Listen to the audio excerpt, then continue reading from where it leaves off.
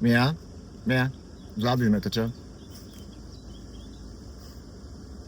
Aj v tej obuvi, čo som mal obuté.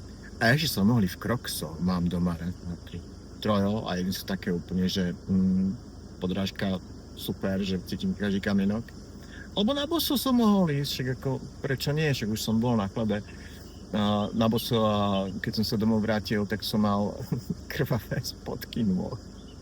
Ale to nebolo to, že by som chcel ísť na boso, ale mne sa rozpadli turistické topánky. Fakt turistické topánky, ktoré som mal prvýkrát na nohe.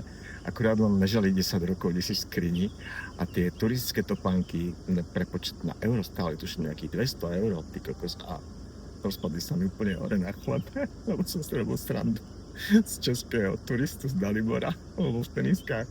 Takže karma je karma, takže nerobte si srandu. Ale ja som dneska videl jedného Maďara, ktorý mal, to neboli šlapky, neboli to ani sandále, bolo to niečo medzi sandálami a šlapkami, takže a propos, ale pred x rokmi, keď som bol s kamarátkou a s mojím vtedajším psíkom a sme prechádzali Prosieckú dolinu hore a potom sme to obišli, Kvačianska dolina, bol obrovský lejak, my sme boli mokrí a neviem čo, tak v Prosieckej doline bol prísah niekoho, autobus maďarských turistov, proste niekoho napadlo v rámci Slovenska, prehliadky Slovenska, že ich zoberieme do Prosieka a tie baby boli nie v šlapkách, ale oni mali štekle, normálne, no nie také vysoké, ale mali proste opätky a oni tam išli.